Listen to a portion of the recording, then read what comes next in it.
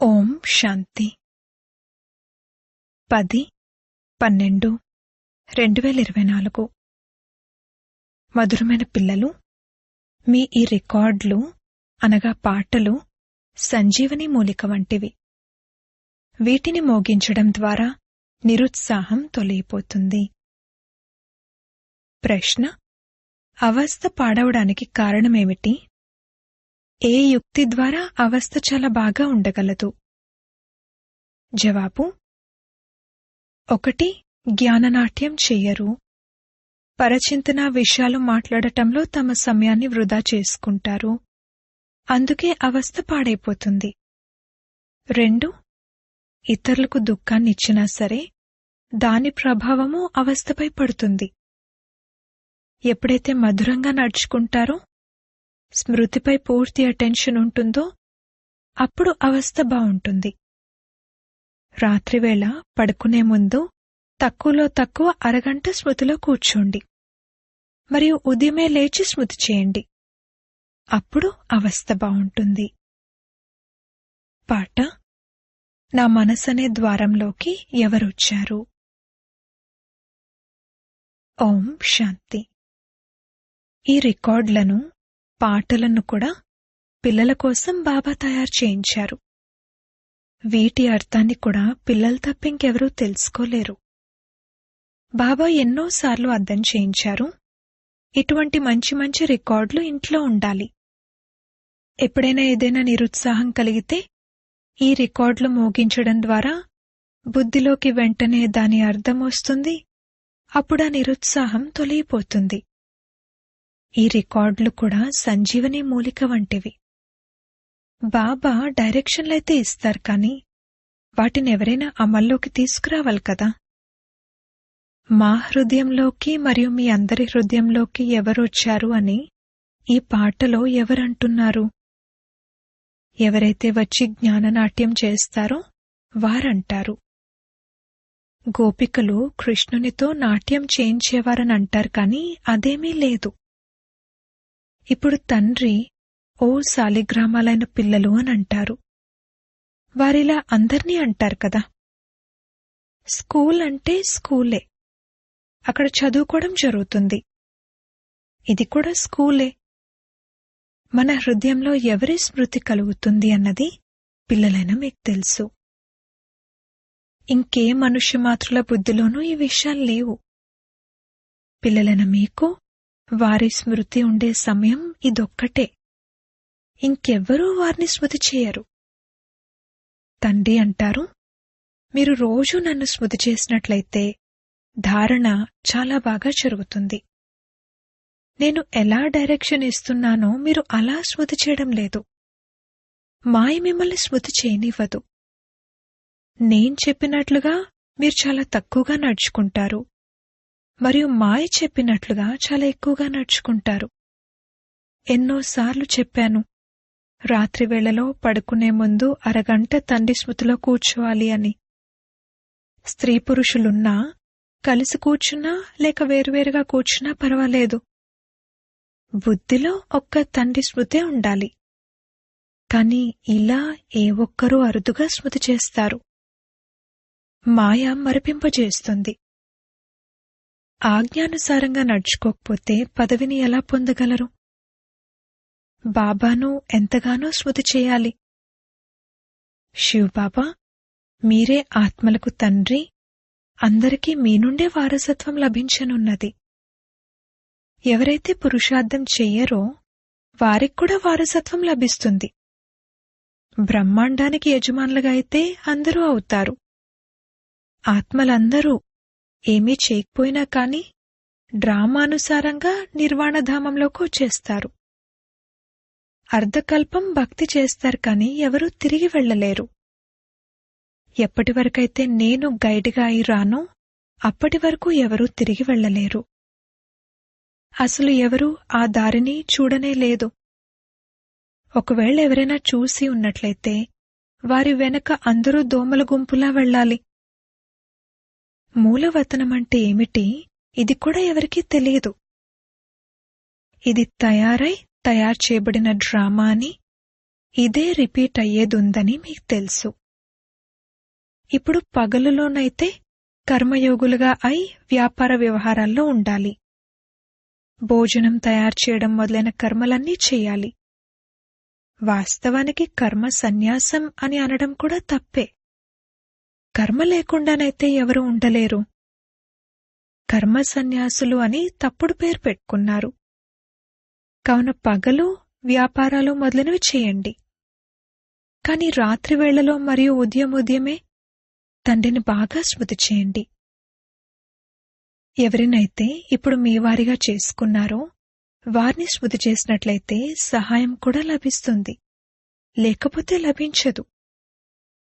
షావుకార్లకైతే తండ్రికి చెందినవారిగా అవ్వడంలో హృదయం విదీర్ణమవుతుంది. ఇక వారికి పదవి కూడా లభించదు. ఈ స్మృతి చేయడమైతే చాలా సహజం. వారు మన తండ్రి, టీచర్, గురువు. ఈ ప్రపంచం యొక్క చరిత్ర మరియు భౌగోళం ఎలా రిపీట్ అవుతుంది అని వారు మనకు రహస్యమంతా తెలియజేశారు. తండ్రిని స్మృతి చేయాలి మరియు స్వదర్శన్ చక్రాన్ని తిప్పాలి. అందరినీ తిరిగి తీసుకువెళ్లేవారైతే ఒక్క తండ్రే. కావున ఇటువంటి ఆలోచనల్లో ఉండాలి. రాత్రివేళ పడుకునే సమయంలో కూడా ఈ జ్ఞానం బుద్ధిలో తిరుగుతూ ఉండాలి. అలాగే ఉదయం లేస్తూ కూడా ఇదే జ్ఞానం గుర్తుండాలి. మనమే బ్రాహ్మణుల నుండి దేవతలుగా, మళ్లీ క్షత్రియులుగా, వైశ్యులుగా, శూద్రులుగా అవుతాము. ఆ తర్వాత బాబా వస్తారు, మళ్లీ మనం శూద్రుల నుండి బ్రాహ్మణులుగా అవుతాము. బాబా త్రిమూర్తి, త్రికాలదర్శి, త్రినేత్రి కూడా. వారు మన బుద్ధిని తెరుస్తారు. జ్ఞానం యొక్క 3వ నేత్రం కూడా లభిస్తుంది. ఇటువంటి తండ్రి అయితే ఇంకెవరూ ఉండరు. తండ్రి రచనను రచిస్తారు, కావున వారు తల్లి కూడా అయ్యారు. జగదాంబను నిమిత్తం చేస్తారు. తండ్రి ఈ తనువులోకొచ్చి బ్రహ్మరూపం ద్వారా ఆటపాటలు కూడా ఆడతారు, విహరించేందుకు కూడా వెళ్తారు. మనం బాబాను స్మృతైతే చేస్తాం కదా. వారు ఇతని రథంలోకొస్తారనైతే మీకు తెలుసు. బాప్దాదా మాతో ఆడతారు అని మీరంటారు. బాబా ఆటలో కూడా స్మృతి చేసే పురుషార్థం చేస్తారు. బాబా అంటారు, నేను ఇతని ద్వారా ఆడుతున్నాను. నేను చైతన్యాన్ని కదా. కావున ఇటువంటి ఆలోచనలు చేస్తూ ఉండాలి. ఇటువంటి తండ్రిపై బలిహారం అవ్వాలి కూడా. మేం బలిహారం అవుతాము అని భక్తి మార్గంలో మీరు గానం చేస్తూ వచ్చారు. ఇప్పుడు తండ్రి అంటారు, నన్ను మీరు ఈ ఒక్క జన్మ మీ వారసునిగా చేసుకున్నట్లయితే నేను మీకు 21 జన్మల కొరకు రాజ్యభాగ్యాన్ని ఇస్తాను. ఇప్పుడు వారు ఈ ఆజ్ఞ ఇస్తున్నారంటే మరి ఆ డైరెక్షన్పై నడవాలి. వారు కూడా వారు చూసిన దాన్ని బట్టి డైరెక్షన్లు ఇస్తారు. డైరెక్షన్లపై నడవడం ద్వారా మమకారం అంతమైపోతుంది, కాని భయపడతారు. బాబా అంటారు, మీరు బలిహారం అవ్వకపోతే నేను వారసత్వాన్ని ఎలా ఇస్తాను? మీ ధనాన్ని ఎవరూ తీసుకుపోరు. ఏమంటారంటే, అచ్చా మీ వద్ద ధనముందా? ఉంటే లిటరేచర్లో పెట్టండి. మీరు ట్రస్టీలు కదా. బాబా సలహాలు ఇస్తూ ఉంటారు. బాబా సర్వస్వమంతా పిల్లల కొరకే. వారు పిల్లల నుండేమీ తీసుకోరు. కేవలం మమకారం తొలగిపోవాలి అని యుక్తిగా అర్థం చేయిస్తారు. మోహం కూడా చాలా కఠినమైనది. కోతి ఉదాహరణ. బాబా అంటారు, మీరు కోతుల వలె వారి వెనక మోహాన్నెందుకు పెట్టుకుంటారు? మరి ఇంటింటిలోనూ మందిరాలెలా తయారవుతాయి? నేను మిమ్మల్ని వానరత్వం నుండి విడిపించి మందిరయోగ్యులుగా తయారు చేస్తాను. మీరు ఈ చెత్తపై మమకారాన్ని ఎందుకు పెట్టుకుంటారు? బాబా ఎలా సంభాళించాలి అని తమ సలహా ఇస్తారు, అయినా అది బుద్ధిలో కూర్చోదు. ఇదంతా బుద్ధితో పని. అమృతవేళ కూడా బాబాతో ఎలా మాట్లాడాలి అని బాబా సలహా ఇస్తారు. బాబా, మీరు అనంతమైన తండ్రి, టీచర్, మీరే అనంతమైన ప్రపంచం యొక్క చరిత్ర భౌగోళికాల గురించి తెలియచేయగలరు. లక్ష్మీనారాయణల 84 జన్మల కథ గురించి ప్రపంచంలో ఎవరికీ తెలీదు. జగదంబను మాతా పిత అని కూడా అంటారు. ఆమెవరు? ఆమె సత్యుగంలో అయితే ఉండరు. అక్కడి మహారాణి మహారాజు అయితే లక్ష్మీనారాయణలు. వారి తర్వాత సింహాసనంపై కూర్చునేందుకు వారికి తమ కొడుకు ఉంటారు. మనం సింహాసనంపై కూర్చునేందుకు వారి పిల్లలుగా ఎలా అవుతాము? ఈ జగదంబ బ్రాహ్మణి అని, బ్రహ్మ కూతురు సరస్వతి అని ఇప్పుడు మనం తెలుసుకున్నాము. మనుషులకి రహస్యాలు తెలియవు. రాత్రివేళలో తండ్రి స్మృతిలో కూర్చోవాలి అన్న నియమం పెట్టుకున్నట్లయితే చాలా మంచిది. నియమం తయారు చేసుకున్నట్లయితే మీకు సంతోషపు పాదరసం పైకెక్కుంటుంది. అప్పుడిక ఎటువంటి కష్టమూ ఉండదు. నియమం తయారు చేసుకున్నట్లయితే మీకు సంతోషపు పాదరసం పైకెక్కుంటుంది. అప్పుడిక ఎటువంటి కష్టమూ ఉండదు. ఒక్క తండ్రి పిల్లలైన మనమంతా సోదరీ సోదరులము అనంటారు. మరి అశుద్ధ దృష్టిని ఉంచడం హింసే అవుతుంది. నష కూడా సతో రజో తమోగుణిగా ఉంటుంది కదా. తమోగుణి నష ఎక్కినట్లయితే చనిపోతారు. కొద్ది సమయమైనా బాబాను స్మృతి చేసి బాబా సేవలోకి వెళ్ళండి. ఈ నియమం తయారు చేసుకోండి. అప్పుడిక మాయా తుఫాన్లు రావు. ఈ నష రోజంతా ఉంటుంది. మరియు అవస్థ కూడా చాలా రిఫైన్గా అవుతుంది. అలాగే యోగంలో కూడా లైన్ క్లియర్గా ఉంటుంది. ఇటువంటి రికార్డులు, పాటలు కూడా చాలా బాగున్నాయి. రికార్డులు వింటూ ఉన్నట్లయితే నాట్యం చేయడం మొదలు పెడతారు, రిఫ్రెష్ అయిపోతారు. 2-4-5 రికార్డులు చాలా బాగున్నాయి. పేదవారు కూడా బాబా సేవలో నిమగ్నమైనట్లయితే వారికి మహళ్లు లభించగలవు. శివబాబా భాండాగారం నుండి అన్నీ లభించగలవు. సర్వీసబుల్ పిల్లలకు బాబా ఎందుకివ్వరు? శివబాబా భాండాగారం నిండుగానే ఉంది. పాట మోగింది. ఇది జ్ఞాననాట్యం. తండ్రి వచ్చి గోపగోపికల చేత జ్ఞాననాట్యం చేయిస్తారు. ఎక్కడ కూర్చున్నా సరే తండ్రిని స్మృతి చేస్తూ ఉన్నట్లయితే అవస్థ చాలా బావుంటుంది. ఏ విధంగా బాబా జ్ఞానయోగాల నశాల్లో ఉంటారో అలా పిల్లలైన మీకు కూడా నేర్పిస్తారు. కావున సంతోషపు నశ ఉంటుంది. అలా కాకుండా పరచింతన విషయాలను మాట్లాడటంలోనే ఉన్నట్లయితే ఇక అవస్థ కూడా పాడైపోతుంది.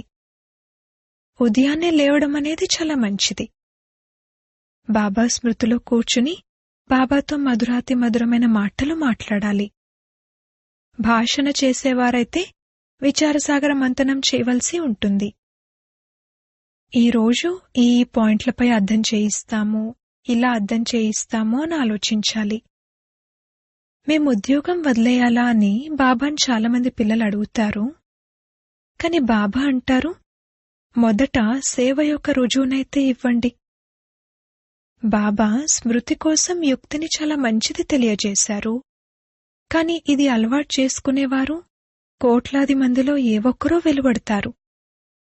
కొందరికైతే కష్టం మీద స్మృతి ఉంటుంది. కుమారీలైన మీ పేరు ప్రసిద్ధమైనది. అందరూ కుమారీల కాళ్లకు నమస్కరిస్తారు. మీరు 21 జన్మల కొరకు భారత్కు స్వరాజ్యాన్ని ఇప్పిస్తారు. మీ స్మృతి చిహ్న మందిరాలు కూడా ఉన్నాయి. బ్రహ్మ కుమార కుమారీల పేరు కూడా ప్రసిద్ధమైపోయింది కదా. కుమారి అనగా 21 కులాలను ఉద్ధరించేవారు.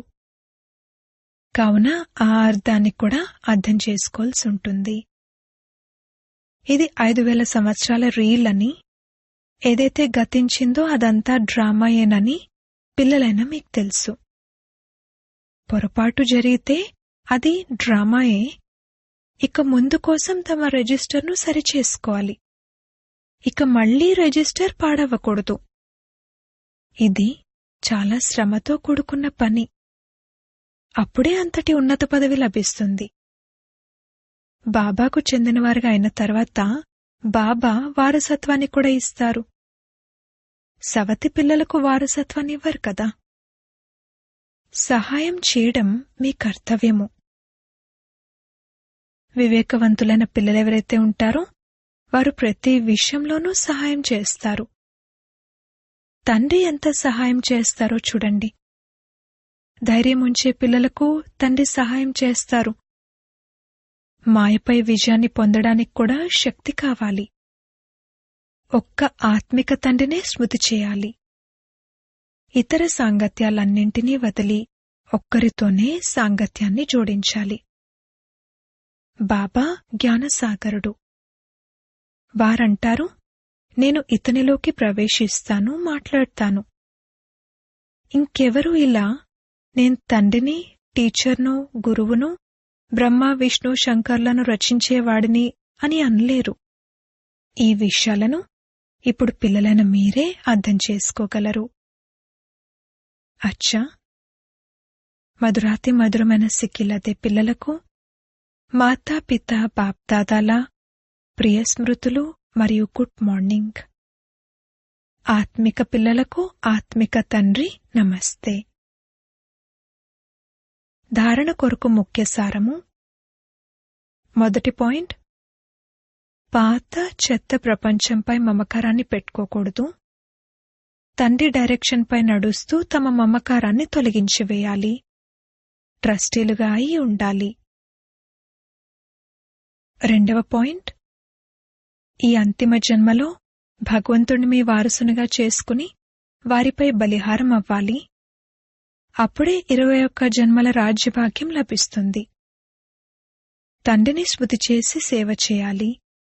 నశాల్లో ఉండాలి. రిజిస్టర్ ఎప్పుడూ పాడవకుండా ఉండేలా అటెన్షన్ పెట్టాలి. వరదానము.